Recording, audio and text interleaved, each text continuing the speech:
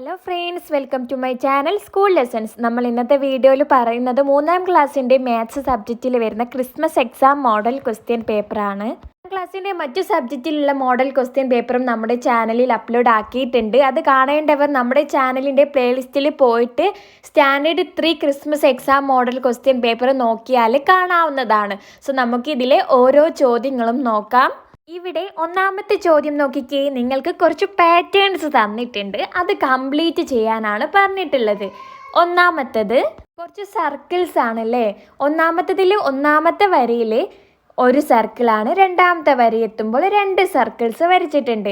ഇനി രണ്ടാമത്തെ പിക്ചർ നോക്കിക്കേ, ഒന്നാമത്തതിൽ ഒരു സർക്കിളാണ്, രണ്ടാമത്തെ വരിയിൽ 2 സർക്കിളാണ്, മൂന്നാമത്തെ വരിയിൽ 3 സർക്കിൾ ഉണ്ട്. ഇനി മൂന്നാമത്തെ ചിത്രത്തിൽ ഒന്നാമത്തതിൽ ഒരു സർക്കിള്, രണ്ടാമത്തതിൽ 2 സർക്കിള്, മൂന്നാമത്തെ വരിയിൽ 3 സർക്കിള്, നാലാമത്തെ വരിയിൽ 4 സർക്കിൾ ഉണ്ട്. അങ്ങനെയാണെങ്കിൽ അടുത്ത പാറ്റേൺ എന്താണ് വരിക? നമുക്ക് ഒരു വരിയും കൂടി ചേർത്തിട്ട് 5ാമത്തെ വരിയിൽ 5 സർക്കിൾ എന്ന രൂപത്തിൽ നമ്മൾ വരയ്ക്കും. അപ്പോൾ നമ്മുടെ പാറ്റേൺ ആദ്യത്തെ വരിയിൽ 1 വരും, പിന്നെ 2 സർക്കിൾ വരും, പിന്നെ 3 സർക്കിൾ, പിന്നെ 4 സർക്കിൾ, പിന്നെ ഒരു വരിയും കൂടിയാണ് നമ്മളിവിടെ ചേർക്കേണ്ടത്. അടിയിൽ 5 സർക്കിൾസ് ആയിട്ടാണ് വരിക. ക്വസ്റ്റ്യൻ നോക്കിക്കേ, 3 പിക്ചറിലും എന്താണ്? ഒരു സ്ക്വയർ ഉണ്ട്. സോ നമുക്കൊരു സ്ക്വയർ വരയ്ക്കാം.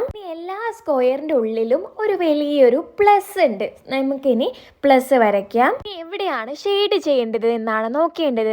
നോക്കിക്കുക, ആദ്യത്തെ പിക്ചറിൽ മുകളിൽ ഭാഗത്തെ വലത്തെ സൈഡിൽ കളർ ചെയ്തിട്ടുണ്ട്, രണ്ടാമത്തെ പിക്ചറിൽ താഴെ ഭാഗത്തെ വലത്തെ സൈഡ് ചെയ്തിട്ടുണ്ട്, മൂന്നാമത്തതിൽ ഇടത്തെ സൈഡ് ചെയ്തിട്ടുണ്ട്. നമുക്കിവിടെ ഇനി കളർ ചെയ്യാൻ ബാക്കിയുള്ള കള്ളി എന്ന് പറയുന്നത് മുകളിലത്തെ ഭാഗത്തെ ഇടത്തെ സൈഡാണ്. സോ നമ്മൾ അവിടെ കളർ ചെയ്ത് കൊടുക്കുക. അടുത്തത് 0 ഇട്ട് കൊടുക്കേണ്ടത് നമ്മൾ ഷെയ്ഡ് ചെയ്ത കള്ളിയുടെ നേരെ എതിർവശം ഓപ്പോസിറ്റ് ആയിട്ടാണ്. അവിടെ നിങ്ങളൊരു ചെറിയൊരു 0 ഇട്ട് കൊടുക്കുക. അപ്പോൾ ഈ ഒരു പാറ്റേൺ നമ്മൾ കംപ്ലീറ്റ് ആക്കിയിട്ടുണ്ട്. ഈ ക്വസ്റ്റ്യൻ ഒരു നമ്പർ പാറ്റേൺ ആണ്. ആദ്യം 155, 256, 357 എന്നിങ്ങനെയാണ് പോകുന്നത്. അടുത്ത നമ്പറാണ് നമ്മളെടുത്ത് എഴുതാൻ പറഞ്ഞിട്ടുള്ളത്.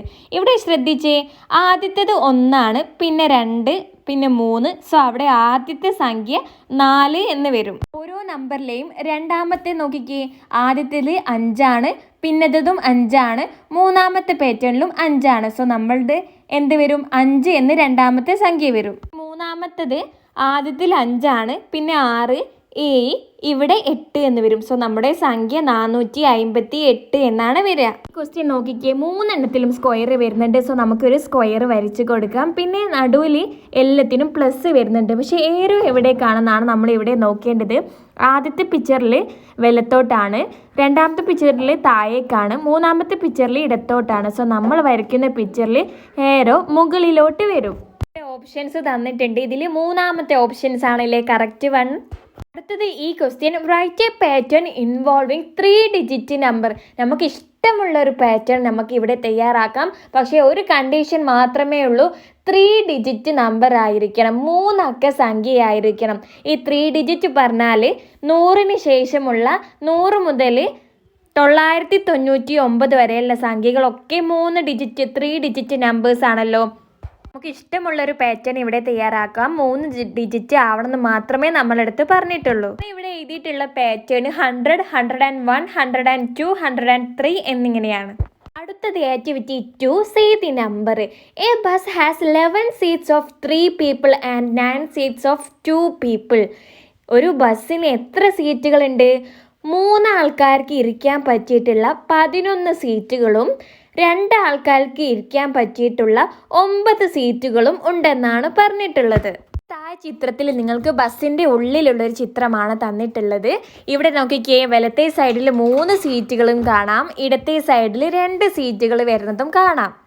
സോ ഇവിടെ ഓർത്ത് വെക്കേണ്ട ഒരു കാര്യം, 3 ആൾക്കാർക്ക് ഇരിക്കാൻ പറ്റിയിട്ടുള്ള 11 സീറ്റുകളാണുള്ളത്, 2 ആൾക്കാർക്ക് ഇരിക്കാൻ പറ്റിയിട്ടുള്ള 9 സീറ്റുകളാണുള്ളത്. അടുത്ത് ചോദിച്ചിട്ടുള്ളത്, how many people can seat in the bus.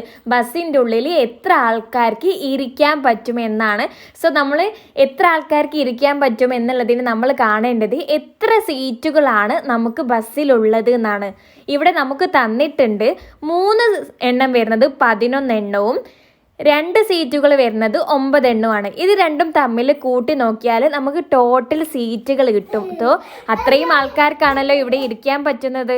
ഇവിടെ ചെയ്ത് നോക്കാം. 11 × 3 നമുക്ക് 33 എന്ന് കിട്ടും. ഇനി നമ്മൾ 9 × 2 ചെയ്യണം. 2 9s are 18 ആണെന്ന് നമുക്കറിയാം. ഇനി നമുക്ക് ഈ 18ഉം 33ഉം കൂടി ആഡ് ചെയ്യാം. 33 + 18 എന്ന് പറയുന്നത് 8 + 3 എത്രയാണ്? 11 ആണ്. 1 എഴുതുക, 1 ബാലൻസ് ആയിട്ട് പോവും. ഇനി 3 + 1 4 ആണ്. 4 + 1 5 ആണ്. നമുക്ക് ആൻസർ 51 എന്നാണ് കിട്ടിയിട്ടുള്ളത്. ഈ question when the journey started, യാത്ര തുടങ്ങിയപ്പോൾ 2 seats of 3 people and 4 seats of 2 people were empty. എന്ന് പറഞ്ഞാൽ കാലിയാണ്, അവിടെ ആൾക്കാരില്ലെന്ന്. അതായത് 3 ആൾക്കാർ ഇരിക്കേണ്ട 2 സീറ്റുകളും 2 ആൾക്കാർ ഇരിക്കേണ്ട 4 സീറ്റുകളും അവിടെ ഒഴിവാണ്, കാലിയാണ്. How many more people can sit and travel in the bus? ഇനി എത്ര ആൾക്കാർക്ക് കൂടി ആ ബസ്സിൽ ഇരിക്കാൻ വേണ്ടി സ്ഥലം ഉണ്ട് എന്നാണ്. സോ എത്ര സീറ്റുകളാണ് നമ്മൾ ബാക്കി വന്നത് എന്നാണ് ഇവിടെ നോക്കേണ്ടത്. 3 ആൾക്കാർക്ക് ഇരിക്കാൻ പറ്റിയിട്ടുള്ള 2 സീറ്റുകൾ, അതായത് ടോട്ടൽ 6 സീറ്റുകൾ വരുന്നുണ്ട്. ഇനി 2 ആൾക്കാർക്ക് ഇരിക്കാൻ പറ്റിയിട്ടുള്ള 4 സീറ്റുകളുണ്ട്. അവിടെ 2 × 4 8 എന്ന് വരും. സോ നമുക്ക് ടോട്ടൽ സീറ്റ് കാണാൻ വേണ്ടിയിട്ട് 8 + 6 ചെയ്യാം. നമുക്ക് 14 എന്ന് കിട്ടും. 14 ആൾക്കാർക്ക് കൂടി ഇവിടെ ഇരിക്കാൻ. ആക്ടിവിറ്റി 3 നോക്കാം. Shooting competition. A person can shoot 10 rounds on each shoot. അതായത് ഒരാൾക്ക് ഒരു തവണയിൽ 10 പ്രാവശ്യം ഷൂട്ട് ചെയ്യാം എന്നാണ് പറയുന്നത്. Wherever the bullet hits the person gets that score. ഇവിടെ നിങ്ങൾക്ക് കാണാം ഒരു സർക്കിളിൽ കുറേ നമ്പേഴ്സ് ഉണ്ട് അല്ലേ? 10 ഉണ്ട്, 1 ഉണ്ട്, 100 ഉണ്ട്. എവിടെയാണോ അത് ഷൂട്ട് ചെയ്യുമ്പോൾ ബുള്ളറ്റ് വീകുന്നത് അത്ര പോയിൻറ്റ്സ് ആണ് ആ ഒരു വ്യക്തിക്ക് കിട്ടുക എന്നാണ് പറയുന്നത്. ഒരാൾക്ക് 10 റൗണ്ട്സ് ഉണ്ട് ഒരു ഷൂട്ടിൽ വരുന്നത്. The score after 5 rounds of shooting is given in the table. 5 റൗണ്ടുകൾക്ക് ശേഷമുള്ള സ്കോർസ് ആണ് താഴെ ടേബിളിൽ തന്നിട്ടുള്ളത്. Complete the table by finding the number of shoots on 100, 10 and 1. എത്ര പ്രാവശ്യമാണ് 100ലും 10ലും 1ലും ഷോട്ട്സ് വന്നത്, ബുള്ളറ്റ് വന്ന് വീണത് എന്നാണ് നമ്മൾ കണ്ടുപിടിക്കേണ്ടത്. ഇവിടെ അരുണ്ടത് തന്നിട്ടുണ്ട്. അരുണ്ടത് 100ൻ്റെത് 3 പ്രാവശ്യമാണ്. അവന് ഷൂട്ട് ചെയ്തപ്പോൾ അവൻ്റെ ബുള്ളറ്റ് 100 എന്ന് പറഞ്ഞ പോയിന്റിൽ 3 പ്രാവശ്യം വീണിട്ടുണ്ട്. 10ൻ്റെ പോയിന്റിൽ ഒറ്റ പ്രാവശ്യം വീണിട്ടില്ല. 1ൻ്റെതിൽ 2 പ്രാവശ്യം വീണിട്ടുണ്ട്. അങ്ങനെ അവനക്ക് കിട്ടിയിട്ടുള്ള സ്കോർ എന്ന് പറയുന്നത് 302 ആണ്. 3 100ഉം + 2 1ഉം 302 ആണ്. ഇനി വിജയിൻ്റെത് നമുക്ക് സ്കോർ തന്നിട്ടുണ്ട് 311 ആണെന്ന്. എത്ര ആണ് പോയിന്റ്സ്, എത്ര ടൈംസ് ആണ് 100ലും 10ലും 1ലും വീണതെന്നാണ് നമ്മൾ കാണേണ്ടത്. 311 എന്ന് പറയുമ്പോൾ അതിൽ എത്ര ഹൺഡ്രഡ്സ് ഉണ്ട്? 300s ആണുള്ളത്. സോ 100ൻ്റെ നേരെ താഴത്തെ കോളത്തിൽ 3 ടൈംസ് ആണ് വന്നിട്ടുള്ളത്. ഇനി 311 എന്ന് പറയുമ്പോൾ അതിൽ എത്ര ടെൻസ് ആണുള്ളത്?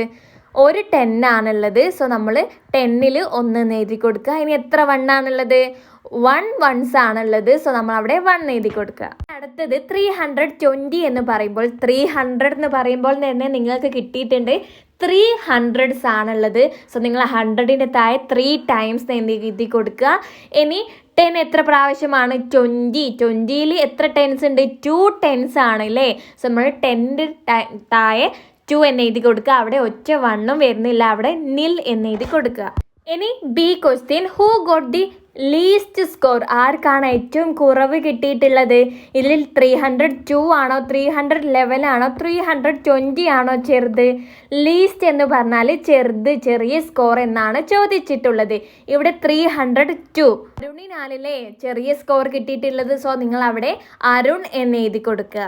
ഈ question when 10 rounds were finished. നമുക്ക് 5 റൗണ്ടുള്ള ടേബിളായിരുന്നു തന്നത്. ഇനി 10 റൗണ്ട് ആക്കി കംപ്ലീറ്റ് ആക്കിയപ്പോൾ 1 ഗോട്ട് 820 പോയിൻറ്റ്സ് ആൻഡ് 1. ഒരാൾക്ക് 820 പോയിൻറ്റ്സ് കിട്ടി, അയാൾ ജയിച്ചു. Who won the competition? ആരായിരിക്കും കോമ്പറ്റീഷനിൽ ജയിച്ചിട്ടുണ്ടാവുക? ഏറ്റവും കൂടുതൽ പോയിൻറ്റ്സ് കിട്ടിയ ആൾ ആരാണ്? സെബീനയാണ് അല്ലേ? സോ അവരോട് 820 പോയിൻറ്റ്സ് കൂട്ടുമ്പോഴല്ലേ ഏറ്റവും കൂടുതൽ ഉണ്ടാവുക. സോ ഇവിടെ വിജയിച്ചിട്ടുള്ളത് സെബീനയാണ്. അടുത്ത C question, which of the following score would be the most likely score in the 10 round shooting match, tick the right one. ഈ 10 റൗണ്ട് ചെയ്യുമ്പോൾ ഇതിലേതാണ് ശരി എന്നാണ്, ഏറ്റവും കൂടുതൽ ശരി എന്നാണ് ചോദിച്ചിട്ടുള്ളത്. ഇവിടെ നോക്കിക്കേ, ഇവിടെ 534 ആവുമ്പോൾ നമുക്ക് ടോട്ടൽ 10 റൗണ്ട്സ് ആണ്. ഇവിടെ 534 എന്ന് പറയുന്നത് 5 പ്രാവശ്യം 100കളിൽ വീണ് 5 റൗണ്ടായി. പിന്നെ 10 3 1 എന്ന് പറഞ്ഞ പോയിന്റിൽ 4 പ്രാവശ്യം വിൽക്കണം. അപ്പോൾ 4 റൗണ്ടുകളോട് വരും. സോ ടോട്ടൽ ഇവിടെ 12 റൗണ്ട് ആവും. സോ 534 തെറ്റാണ്. മനസ്സിലായോ എങ്ങനെയാണ് നോക്കേണ്ടതെന്ന്? ഇനി 722 നോക്കുമ്പോൾ 7 പ്രാവശ്യം 100ൽ വീണു, 7 റൗണ്ടായി. 20 എന്നുണ്ട്, 2 10കളാണുള്ളത്. സോ 2 പ്രാവശ്യമായി 8 9ആയി. പിന്നെ 2 പ്രാവശ്യം 1കളിലൂടെ വീഴണം. സോ അത് 11 റൗണ്ടായി പോവും. ഇനി മൂന്നാമത്തത് 611 13 6 പ്രാവശ്യം 100ൻ്റെ പോയിന്റ്സിൽ വീണ്, ഇനി 1 പ്രാവശ്യം 10ൻ്റെതിൽ വീണ് 7 ആയി. 3 പ്രാവശ്യം 1ൻ്റെ പോയിന്റിൽ വീണ്. സോ ഇവിടെ 10 റൗണ്ടുകൾ കറക്റ്റാണ്. ഇവിടെ കറക്റ്റ് ആൻസർ 613 എന്നുള്ളതാണ്. Activity, look at the distance from Thiruvananthapuram to various places. തിരുവനന്തപുരത്ത് നിന്ന് മറ്റുള്ള ജില്ലകളിലേക്കുള്ള ദൂരമാണ് ഇവിടെ തന്നിട്ടുള്ളത്. കൊല്ലത്തിലേക്ക് 5 കിലോമീറ്റേഴ്സ് ആണ് ദൂരം വരുന്നത്. ആലപ്പുഴയിലേക്ക് 150 കിലോമീറ്റേഴ്സ്, കൊച്ചിയിലേക്ക് 205, തൃശ്ശൂരിലേക്ക് 304, കോഴിക്കോടിലേക്ക് 397, കണ്ണൂരിലേക്ക് 471, കാസർഗോഡിലേക്ക് 585 കിലോമീറ്റേഴ്സ്. ഇങ്ങനെയാണ് തിരുവനന്തപുരത്ത് നിന്നും ഡിസ്റ്റൻസ് വരുന്നത്. A question, what is the distance from Kollam to Kasargod? കൊല്ലത്തിൽ നിന്ന് കാസർഗോഡിലേക്ക് എത്ര ദൂരമാണ് വരുന്നതാണ് ചോദിച്ചത്. കൊല്ലം ടു കാസർഗോഡ് കാണാൻ വേണ്ടിയിട്ട് ഇവിടെ കാസർഗോഡിൻ്റെത് 585 കിലോമീറ്റർ ആണ്. അതിൽ നിന്നും കൊല്ലത്തത് കുറച്ചാൽ മതി. നമുക്ക് കാണാൻ വേണ്ടിയിട്ട് 585 കുറയ്ക്കണം, 65 ചെയ്യാം. 520 കിലോമീറ്റർ ആണ് വരുന്നത്. What is the distance from Kannur to Kozhikode? കണ്ണൂരിൽ നിന്ന് കോഴിക്കോട്ടേക്ക് എത്ര ഡിസ്റ്റൻസ് ആണെന്നാണ് ചോദിച്ചത്. ഇവിടെ കണ്ണൂരിൻ്റെ ഡിസ്റ്റൻസ് വരുന്നത് 471 ആണ്. കോഴിക്കോടിൻ്റെത് 397. നമുക്ക് 471 നിന്ന് 397 കുറയ്ക്കാം. 471 കുറയ്ക്കണം, 397 ചെയ്യാം. 1 നിന്ന് 7 കുറയ്ക്കാൻ പറ്റുമോ? ഇല്ല. സോ നമ്മൾ അപ്പുറത്തുനിന്ന് കടമെടുക്കും. 7ൽ നിന്ന് 1 കടമെടുക്കുമ്പോൾ 11 ആയി. 11 നിന്ന് 7 കുറച്ചാൽ 4 എന്ന് കിട്ടി. ഇനി 6ൽ നിന്ന് 9 കുറയ്ക്കാൻ പറ്റുമോ? ഇല്ല. സോ സൈഡിൽ നിന്ന് കടമെടുക്കും.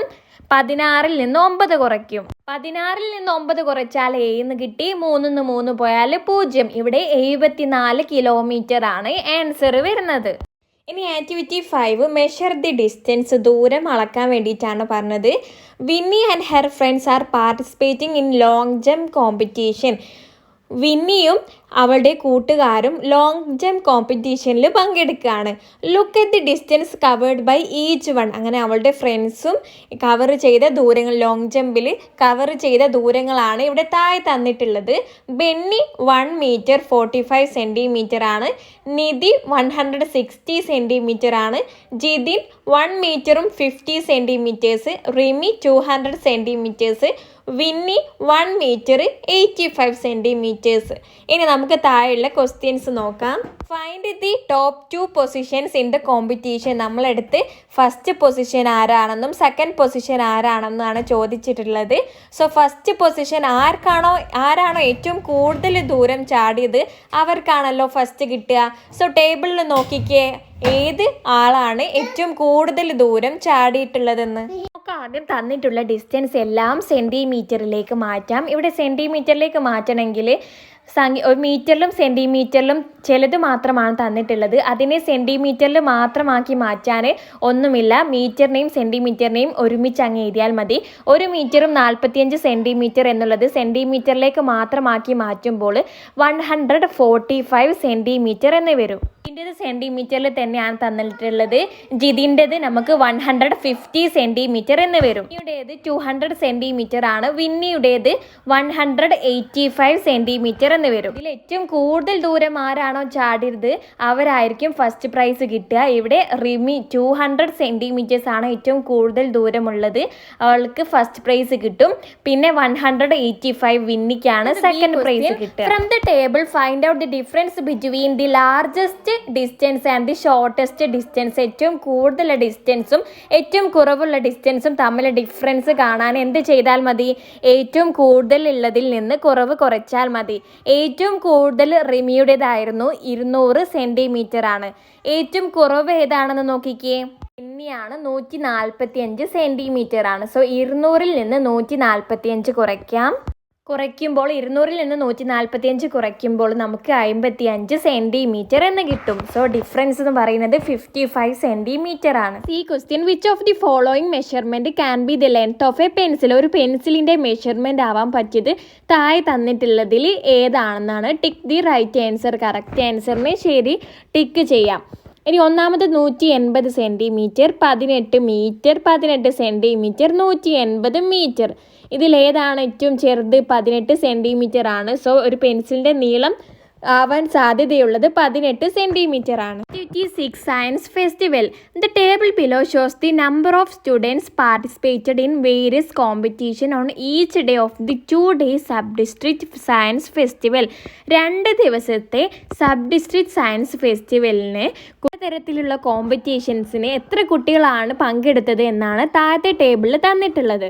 ആദ്യത്തെ ദിവസത്തതും രണ്ടാമത്തെ ദിവസത്തതും തന്നിട്ടുണ്ട്. ആദ്യത്തെ ദിവസം സയൻസ് ഫെയറിന് 212 കുട്ടികളാണ് പങ്കെടുത്തത്.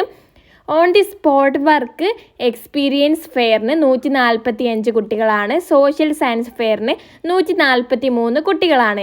രണ്ടാമത്തെ ദിവസം മാത്സ് ഫെയറിന് 118 കുട്ടികൾ, വർക്ക് എക്സ്പീരിയൻസിന് 122, IT ഫെയറിന് 147. നമുക്ക് ഓരോ ക്വസ്റ്റ്യൻസ് നോക്കാം. What is the total number of students participated in work experience fair in 2 days? 2 ദിവസങ്ങളിലായിട്ടുള്ള വർക്ക് എക്സ്പീരിയൻസിന് പങ്കെടുത്ത കുട്ടികളുടെ ആകെയുള്ള എണ്ണമാണ് ഇവിടെ ചോദിച്ചിട്ടുള്ളത്. സോ ആദ്യത്തെ ദിവസത്തെ എക്സ്പീരിയൻസ് ഫെയറിന് 145, രണ്ടാമത്തെ ദിവസത്തെ എക്സ്പീരിയൻസ് ഫെയറിൻ്റെത് 122 കൂടി കൂട്ടുക.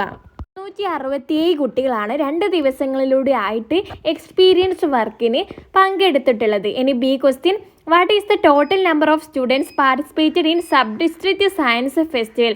സയൻസ് ഫെസ്റ്റിവലിന് എത്ര കുട്ടികളാണ് പങ്കെടുത്തത്? ആദ്യത്തെ ദിവസം എത്ര കുട്ടികളാണ് ടോട്ടൽ പാർട്ടിസിപ്പേറ്റ് ചെയ്തതെന്ന് നോക്കുക. അതായത് 212 + 145 + 143 നോക്കുക. ഇനി രണ്ടാമത്തെ ദിവസം എത്ര കുട്ടികളാണ് ടോട്ടലായിട്ട് എല്ലാ ഇനത്തിൽ കൂടി പാർട്ടിസിപ്പേറ്റ് ചെയ്തതെന്ന് നോക്കുക. 118 + 122 + 147. എന്നിട്ട് കിട്ടിയിട്ടുള്ള ആദ്യത്തെ ദിവസവും രണ്ടാമത്തെ ദിവസവും കൂട്ടുക. അപ്പോൾ നമുക്ക് ടോട്ടൽ കിട്ടും.